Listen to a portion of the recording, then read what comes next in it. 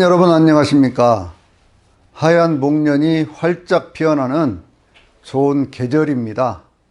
하얀 목련이 필 때면 생각나는 그 사람이라고 하는 그런 노랫말이 있는 것처럼 이 봄에 좋은 사람들과 좋은 관계를 맺으면서 그렇게 사는, 또 하나님이 주시는 귀한 기쁨과 감사가 넘쳐나는 아름다운 좋은 때가 계속되시기를 바랍니다. 오늘부터는요, 몇 주간에 걸쳐서 제가 룻기에 있는 성경의 8번째 책이죠. 8번째 책인 룻기에 있는 말씀들을 여러분과 좀 더 상세하게 그렇게 살펴보면서 함께 은혜를 나누려고 합니다.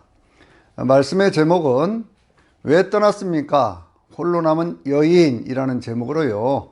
오늘은 1절에서부터 5절까지 있는 말씀을 보도록 하고요. 그 다음에는 계속 이어서 이제 1장에 있는 말씀 또 2장에 있는 말씀들을 나누어서 그렇게 해서 함께 은혜를 나누도록 그렇게 하겠습니다. 성경에 있는 말씀들을 이렇게 쭉 나누어 볼 때 우리는 기본적으로 하나님의 율법이라고 하는 오경을 얘기를 하고요. 그 다음에 또 역사서가 있죠. 그런가 하면 하나님의 지혜서가 있고요. 그리고 예언서가 있습니다. 그래서 구약은 크게 그렇게 네 부분으로 나누고요. 신약은 복음서, 또 역사서, 그리고 서신서, 그리고 신약의 마지막 예언서인 요한계시록 이렇게 나누죠. 그런데 이런 분류 방법과는 또 다르게 나눌 수 있는 문학적인 어떤 그런 특성에 따라서 나눌 수 있는 것이 있는데, 그것은 어떤 것은 시로, 어떤 것은 역사로, 어떤 것은 소설로 등등의 여러 가지로 우리가 이렇게 나눠 볼 수가 있거든요. 예를 들면 시편은 전체가 150편인데요. 그것은 5권의 책으로 또 나누어 볼 수가 있습니다. 근데 그 가운데는 전체가 다 은유라든지 비유라든지 상징과 같은 그러한 언어들로 인간들이 살아가는 그러한 삶에 있어서 하나님을 향한 간구와 탄식과 또 기도와 감사와 이런 여러 가지 많은 이야기들이 그 가운데 담겨져 있는 것을 우리가 볼 수 있습니다. 그런가 하면은요, 역대기라든지 열왕기와 같은 그러한 책들은 우리나라의 이조 왕조실록과 같이 연대기적으로 왕들의 이야기를 이렇게 쭉 편찬해 놓은 그런 내용으로 우리가 볼 수가 있고요. 예수님의 사역을 쭉 정리를 하는 복음서는 하나의 일종의 전기문학이라고 하는 그러한 관점에서도 이 말씀들을 살펴볼 수가 있습니다. 오늘부터 이제 우리가 보려고 하는 이 룻기는 어떤 장르에 속할까요? 이것은 소설이라고 하는 그러한 장르에 속하는 그러한 문학 작품입니다. 소설이라고 얘기를 하면요, 불경스럽게 무슨 하나님의 말씀을 소설이라고 얘기를 하느냐 그러시는 분들도 있을 수 있지만, 그러나 이 성경에 있는 모든 말씀들은요, 인간이 가지고 있는 어떤 그런 지혜를 이용해서 하나님의 감동이 임함으로 그 가운데 구원에 이르는 지혜를 주는 그런 말씀들이기 때문에 그 가운데는 다양한 어떤 그러한 문학적인 기법이 사용되고 있다, 그렇게 볼 수 있죠. 성경은요, 이렇게 얘기하고 있지 않습니까? 디모데후서 3장 15절에 있는 말씀 보면 디모데에게 사도 바울이 이야기를 하기를, 내가 어리서부터 성경을 알았나니 이 성경은 그리스도 예수 안에 있는 믿음으로 말미암아 구원에 이르는 지혜를 얻게 하느니라 라고 말씀하고 있고요. 그래서 모든 성경은 교훈과 책망과 바르게 함과 의로 교육하기에 유익하니 이는 하나님의 사람으로 하여금 온전하게 하며 모든 선한 일을 행하기에 구비하여 부족함이 없게 하려 함이니라 라고 말씀하고 있습니다. 그러니까 우리가 성경을 이렇게 볼 때는요, 성경 속에서 다른 어떤 그런 문학 작품들하고 다른 것, 그것은 뭐냐면 성경의 가장 중심, 그리고 가장 그 가운데 있는 그런 내용들은 뭐냐 그러면 항상 하나님이 주인공이시라는 거예요. 하나님께서 뭐라고 말씀을 하시고요, 또 어떻게 행동을 하시고요, 거기에 따라서 인간들이 하나님의 말씀에 응답해서 어떤 행동을 어떻게 했는가라고 하는 겁니다. 그러한 선택의 결과에 대한 것들이 또 나오고 있고요. 그래서 오늘 우리는 그러한 말씀들을 보면서 그 가운데서 교훈을 얻고 오늘 우리는 어떻게 살아야 할 것인가 라고 하는 것을 결단하게 되는 겁니다. 그런데 성경을 볼 때 우리가 항상 제가 반복해서 말씀을 드리지만 성경에서는요, 하나님이 어떤 분이고 하나님이 어떻게 말씀하셨는가, 그리고 우리는 어떻게 살아야 하는가 라고 하는 것에 초점을 맞추어서 성경에 있는 말씀들을 보는 것이 좋습니다. 성경은 많이 읽는 게 좋지요. 그런데 많이 읽는 것과 더불어서 중요한 것은 뭐냐면 성경에 있는 말씀들을요, 좀 더 세세하게 그렇게 살펴보면서 그 말씀들을 읽고 또 묵상하고 그렇게 할 때, 그리고 그 말씀을 내 삶에 적용해 갈 때 그 말씀이 내 삶에 살아 역사하시는, 살아있고 운동력이 있는, 살아있고 생명력이 있는 그런 하나님의 말씀으로 그렇게 역사하게 되는 것을 우리가 볼 수가 있습니다. 이 룻기를 제가 소설이라고 그랬는데 왜 소설이라고는 그러한 장르로 볼 수 있냐면요, 이 시대적인 배경으로 보면 이건 사사시대입니다. 맨 1절에 사사들이 다스리던 때에, 치리하던 때에 이렇게 출발을 하고 있잖아요. 근데 사사들이 다스리던 그러한 때를 배경으로 하고 있는데 룻기의 맨 마지막 절에 있는 4장 22절에 있는 그런 말씀을 보면은요, 거기는 누구의 이야기가 나오느냐 그러면 다윗 왕의 출생에 대한 그런 이야기가 나오고 있어요. 그러니까 시대적인 배경은 이스라엘 백성들이 출애굽을 해서 가나안 땅에 정착하고 왕조 시대가 시작되기 이전, 그러니까 사사시대의 맨 마지막쯤, 그러니까 사사기 21장 25절에 있는 말씀처럼 그때는 왕이 없으므로 그들이 각기 자기 소견에 옳은 대로 행하였더라라고 하는 영적인 혼란이 있고, 그러면서 하나님을 떠나고 우상숭배가 팽배했던 그러한 시대를 배경으로 하고 있지만 그 작품의 저작 연대에는 그것은 적어도 다윗 시대 이후라고 이렇게 볼 수가 있는 겁니다. 그래서 이 작품의 어떤 그런 내용들, 이 사사기에 있는 그런, 이 룻기에 있는 그런 내용들을 보면서요, 우리는 이 성경을 좀 더 재미있게 그렇게 흥미롭게 읽을 수 있는 것은 뭐냐면 4장에 걸친 그러한 말씀이지만 긴 시대의 역사를 배경으로 하고 있고, 그리고 거기에 적어도 많은 이야기들, 정말 하나님을 바로 섬긴다는 것은 무엇이고 하나님을 떠났을 때는 어떤 일이 있는가 라고 하는 것들에 대한 것들을 우리에게 전해주면서 한 시대 한 역사를 이어가고 있다는 거죠. 사사시대로부터 시작해서 다윗 왕조로 이어져가는 그러한 중간의 역사들이 그 가운데 한 여인들, 한 여인 뭐 룻이라든지 혹은 또 나옴이라든지 이러한 여인들의 이야기를 통해서 그 시대를 관통해 가면서 하나님을 섬기는 백성들은 어떻게 살아야 할 것인가 라고 하는 것을 우리에게 교훈으로 주고 있습니다. 이제 본문에 있는 말씀들을 보도록 하겠습니다. 본문은 이렇게 시작을 하고 있죠. 사사들이 치리하던 때에 예루살렘이 옆에 있는 베들레헴에 한 남자가 살고 있었어요. 이 남자가 그때 흉년이 들었는데 그 흉년 때에 자기 아내와 두 아들을 데리고 모압 지방으로 이주해서 그렇게 해가지고 거기에 거류하면서 그렇게 살았다, 이렇게 시작을 하고 있거든요. 그러면서 그 사람의 이름은 뭐냐 그러면 엘리멜렉이고 그 아내의 이름은 나옴이고, 그리고 그 아들들의 이름은 말론과 기론이었다, 이렇게 얘기를 하고 있습니다. 그런데 그들이 이렇게 이제 그 모압 땅으로 이주를 해갔는데 거기서 어떤 일이 생겼습니까? 이주해 가서 얼마 되지 않아 갖고 엘리멜렉이 세상을 떠나게 되고요. 남편이었던 엘리멜렉이 세상을 떠나게 되고요. 그리고 한 10년쯤 있으면서 결혼을 시켰는데 그때 그 두 며느리가 그 집에 들어오게 되지요. 오르바라고는 그런 며느리하고요, 룻이라고는 그런 며느리가 들어오는데 오르바의 이름이 먼저 나오기 때문에 어떤 사람들은 오르바가 큰 며느리라고 생각을 하지만 4장 10절에 있는 말씀 보면 말론이라고는 큰아들의 며느리가 룻이에요. 그래서 그 룻이 큰 며느리였다, 이렇게 볼 수가 있습니다. 그런데 한 10여 년 살다 보니까 그 두 아들이 남아서 성경이 5절에 있는 말씀을 아주 쓸쓸하게 그렇게 이야기하고 있죠. 그 여인이 홀로 남았더라라고 그렇게 말씀하고 있습니다. 그 짧은 그러한 내용이지만 이 룻기서 전체의 어떤 그러한 내용들을 축약하고 있고, 그러면서 어떤 선택을 했을 때 어떤 결과가 오는가라고 하는 그러한 내용들을 우리에게 보여주고 있거든요. 자, 사사시대라고 그랬죠. 영적인 굉장히 혼란이 있었던 그러한 시기였고, 하나님을 떠난 그러한 많은 일들이 있지 않습니까? 그러니까 이제 사사기 19장, 20장, 21장에 보면 거기는 살인이라든지 방화라든지 혹은 약탈이라든지 뭐 강간이라든지 이런 일들이 막 횡행하는 그런 일들이 있었던, 그것이 보편화됐던 그러한 시기였었어요. 그런데 거기에 뭐가 찾아왔습니까? 흉년이 찾아왔다는 것이죠. 그러니까 이것은요, 베들레헴의 흉년이 찾아왔다, 예루살렘의 이스라엘의 흉년이 찾아왔다, 그 말은 그것은 하나님의 징벌이 그 가운데 있었다라고 하는 그런 의미하고 똑같은 거예요.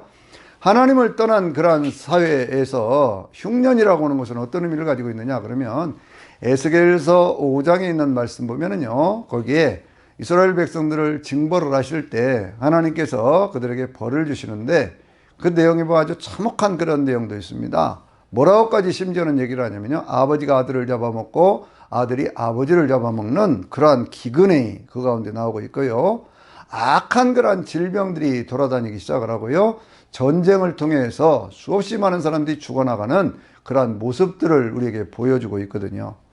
전쟁이라든지 기근이라든지 혹은 악성 질병과 같은 것들은 그것은 하나님께서 하나님을 믿는 백성들 혹은 하나님을 믿지 않는 백성들까지라도 징벌을 하실 때에 그때 쓰는 그런 강력한 수단 가운데 하나였던 것이거든요. 흉년이 바로 그런 것 아니겠습니까? 근데 이제 말세에 대한 어떤 그런 얘기를 할 때는요, 요한계시록은 거기에 덧붙여서 몇 가지를 더 얘기를 하고 있는데 뭐라고 얘기를 하냐면요, 계시록 6장에 있는 말씀 가운데 네 번째 인을 뗄 때 보니까요, 어린 양이 네 번째 인을 뗄 때 그 넷째 생물이 오라 이렇게 얘기를 하니까요, 한 청황색 말이 나오거든요. 청황색 말은 무슨 색일까요? 그것은 청색이라든지 뭐 황색이라든지 여러 가지가 막 뒤섞어진 그러한 것 아닙니까? 이게 혼잡하고 혼란한, 영적으로도 혼란하고 모든 문명과 문화가 혼잡한 뭐 그러한 시대를 상징하고 있는 것 아니겠습니까? 그런데 그 위에 뭐가 타고 있습니까? 거기에 사망이 타고 있어요. 타나토스라고 하는 그러한 단어는요, 죽음이라는 그러한 단어이기도 하지만 악한 질병 그런 얘기거든요. 이게 죽음이 앞에 가는데 그 뒤에 뭐가 따라오죠? 거기에 음부가 따르더라 그랬습니다. 그가 땅 4분의 1의 권세를 받아서 칼과 흉년과 사망과 땅의 짐승으로 죽이더라 이렇게 말씀하고 있거든요. 그러니까 칼이라는 게 뭐예요? 전쟁 아닙니까? 전쟁을 통해서 수없이 많은 사람들이 죽지요. 또 기근을 통해서 죽죠. 사망은 여기에서 악한 질병을 얘기하는 것이거든요. 사람들이 쉽게 고치지 못하는 그런 질병으로 수없이 많은 사람들이 죽습니다. 그런데 한 가지 더 있어요. 그게 뭐라고요? 그게 땅의 짐승, 계시록 13장에 나오는 땅에서부터 올라오는 거짓 선지자들을 통해서 적그리스도를 섬기지 않는 그러한 사람들이 죽임을 당하는 그러한 시대고요. 그래서 많은 순교자들이 나타나기 시작하고 또 여섯 번째 인을 뗄 때 천재지변이 일어나서 마치 해가 검은천을 어찌한 상복처럼 어두워져 버리고 달은 핏빛같이 되고 별들이 마치 무화과 나무에서 강한 바람에 설익은 열매들이 떨어지는 것처럼 떨어지는 그러한 시대, 그것을 말세의 어떤 그런 징벌의 어떤 그러한 것으로 이렇게 묘사를 하고 있거든요. 그러니까 이제 마지막 때가 되면요, 구약 시대에 어떤 임했던 그러한 어떤 그러한 징벌들보다도 훨씬 더 많은 그러한 일들이 생겨나게 되는 것이고, 해달별이 떨어진다고 하는 것은 또 영적인 어떤 그런 의미에서 보면 진리가 어두워지고요, 교회가 타락을 하고 성도들의 삶에 많은 어떤 그러한 뭐라고 그럴까요? 타락하는 그러한 모습들이 보여진다라고 하는 것도 우리가 볼 수 있는 것이죠. 오늘 우리가 살아가는 그러한 시대 속에서 많이 보는 그러한 현상들이 말세를 가고 있는 그러한 현상들이다라고 이렇게도 느껴지는, 그렇게 보여지는 바로 그러한 시대 속에 우리가 살고 있습니다. 흉년이 들었습니다. 흉년이 들었는데 어디에라고 얘기를 하죠? 베들레헴이라고 얘기를 합니다. 베들레헴은 그 말 자체가 뭐예요? 그게 떡집이라는 것이잖아요. 떡집. 떡집. 하나님의 은혜가 있는 곳, 그런 얘기예요. 그런데 하나님의 은혜가 있는 곳에 사사들이 다스리던 시대에 그런 흉년이 왔으니 그건 징벌이었던 그런 모습으로 보여지는 겁니다. 거기에 있던 엘리멜렉이라고 하는 사람이요, 이 사람은 이름이 정말 신앙적인 사람이에요. 엘리멜렉, 하나님은 나의 왕이시다, 그런 뜻이잖아요. 그러니까 그 모든 사람들이 하나님을 잘 섬기지도 않고 하나님을 떠났던 그러한 시대에 하나님은 나의 왕이시다고 하면서 믿음을 지키고 살았던 바로 그러한 사람의 이야기를 지금 우리에게 하고 있는 것이거든요. 이 사람이 또 아내를 잘 만났습니다. 나옴이라는 여인을 만났는데요, 나옴이라는 이름의 뜻은 뭐예요? 기쁘다, 즐겁다, 행복하다, 사랑스럽다, 그런 뜻을 가지고 있으니까요. 신앙을 가진 정말 좋은, 정말 신앙이 좋은 남자와 청년과 정말 신앙이 좋은 여인이, 처녀가 함께 만나서 아름다운 그런 가정을 그렇게 이루게 되어졌던 것이거든요. 그런데 문제는 어디에 생겼느냐 그러면 이들이 결혼을 해서 자녀들을 낳았는데 자녀들이 말년과 기련이라고 그랬잖아요. 말년과 기련이라는 그런 뜻이 뭐라고요? 말년이라고 하는 것은 그 뒤에 후손이 없다 라고는 그런 뜻도 있고요. 병약하다 그런 뜻이 있어요. 또 하나 기련이라고 하는 그런 뜻은 어떤 뜻이 있을까요? 쇠약하다 그런 뜻이 있어요. 그러니까 이 자녀들을 낳고 보니까 정말 믿음이 좋고 좋은, 정말 신앙적으로 또 가정도 유복하고 모든 것들이 넉넉했던 그러한 사람들 둘이 만나서 두 집안이 결혼을 했는데, 결혼을 하고 보니까 그 집안에서 태어난 아들이 너무나 쇠약하고 연약하더라 그 얘기예요. 여러분, 흉년이 찾아오면 자연히 뭐가 찾아옵니까? 악한 질병들, 전염병 이런 것들이 찾아오지 않습니까? 그러니까 이제 이 사람들이 다급해졌던 거예요. 이 사람들이 무슨 신앙이 없어서 그런 것 아닙니다. 모압 땅으로 이주해 갔으니까 그들이 신앙을 포기했을까요? 아니에요. 여전히 그들은 신앙생활을 잘하고 있습니다. 우리가 쭉 나오는 말씀을 보면은요, 이 나오미가 입만 열면 하나님이 나에게 이렇게 하셨다, 하나님이 이렇게 하셨다, 하나님이 이렇게 하셨다 라고 쭉 이야기를 하고 있거든요. 그러니까 거기 모압 땅으로 이주해 가서도 그들은 거기에 오래 그렇게 살려고 온 것이 아니라 흉년이 지나고 전염병만 좀 지나고 나면 돌아올 것으로 생각을 하고 그러면서 그곳으로 갔다, 그런 이야기죠. 그래서 그것을 거류하였다 이렇게 표현을 하고 있고요. 예전 성경 번역은 우거하였다 이렇게 표현을 하고 있습니다. 거기에 정착하고 오래 살려고 맘먹고 간 것이 아니에요. 그런데 이게 무슨 일입니까? 가자마자 그곳에 갔는데 거기에서 정말 믿음이 좋았던, 참 그 가족들을 끔찍히도 사랑했던 남편 엘리멜렉이 세상을 떠나버렸습니다. 나오미의 입장에서 보면요, 정말 황당한 일 아닙니까?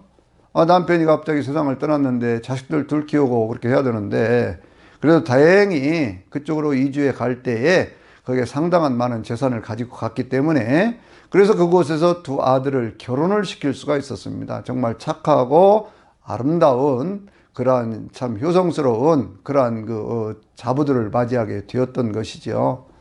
그러나 우리가 한번 생각해 보면요, 우리의 인생살이도 역시 마찬가지 아닙니까? 정말 믿음 생활 잘해요. 신앙 생활 잘합니다. 그런데 어떤 때 우리의 선택이 자녀들 때문에 하나님을 잊어버린 것이 아니라 신앙이 좀 약화되어지는 어떤 그러한 때가 있을 수도 있는 것이거든요. 그러니까 이제 우리가 많이 경험을 합니다만은 결혼하기 전에는 정말 하나님 중심으로 살고 믿음으로 살고 신앙생활을 아름답게 하던 청춘 남녀가 결혼을 하고 나서 자식을 낳으면요, 그 입에서 나오는 이야기가 하나님에 대한 이야기라든지 성경에 대한 말씀이라든지 이런 것보다는 자녀들에 대한 이야기가 더 많아지는 것을 볼 수가 있더라고요. 그러니까 이 사람이 신앙이 없어서가 아니에요. 신앙도 있고 믿음도 있고 다 있는데, 그러니까 이 사람들이 그곳에 우거로 갔지요. 모압이라고는 그러한 땅은요, 그 베들레헴에서 또 대략 제가 계산을 한번 해봤어요. 거리가 얼마쯤 될까 하고 계산을 해봤더니 이 베들레헴에서 예루살렘까지가 한 5km, 그리고 이제 예루살렘에서 여리고까지가 한 40km, 그리고 여리고에서 그 모압 땅으로 넘어가려면 요단강 건너가야 되지 않습니까? 거기 건너가면 되게 한 10km에서 15km. 그러면 전부 따져놓고 한 60km 정도 되는 것이거든요. 그게 아주 먼 곳도 아니에요.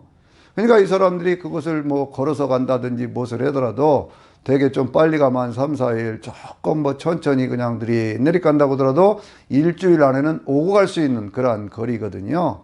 그러니까 그곳에 그들이 정착하고 살라고 간 것도 아니고 거기에 이제 양식도 막 그렇게 여러 가지 기근이 오고 전염병이 오니까 그 환란만 좀 피해 보려고 갔던 거 아니겠습니까?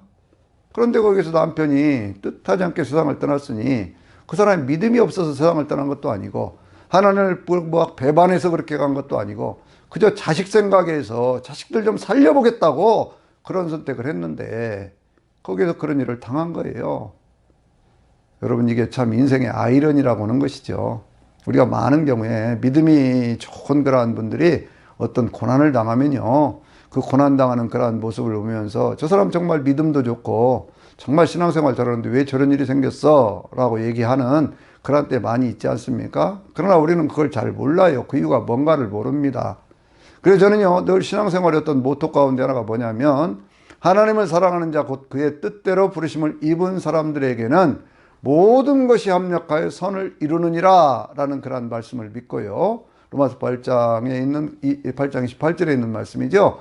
이 말씀을 믿으면서 항상 오늘을 잘 살고 미래를 바라보는 그러한 소망으로 그렇게 살고 그렇게 세상을 이겨내고 그렇게 하는 것이거든요. 그래서 우리의 믿음이 세상을 이긴다고 말씀하는 이유가 정말 그 전능하신 하나님, 우리와 함께 하시는 하나님을 믿는 믿음이라야 우리는 세상을 이겨낼 수 있다고 얘기해요. 그런데 이제 자식들 결혼시켰지 않습니까? 그럼 이제 좀 살만하겠다라고 생각을 했는데 불과 한 10년쯤 이렇게 세월이 참 빨라요. 10년 세월 금방 갑니다. 그렇게 사는 그 중간에 그 아들들 둘이 또 세상을 떠났습니다. 성경은 뭐라고 얘기하냐면요. 남편이 떠났을 때에 나오미가 두 아들과 함께 남았다. 그렇게 얘기를 하고요. 또 두 아들이 세상을 떠나고 났으니까 그 여인이 홀로 남았더라라고 이야기를 하고 있어요. 얼마나 참 외롭고 고단하겠습니까? 며느리들 있지만 며느리들은 모압 여인들 아닙니까?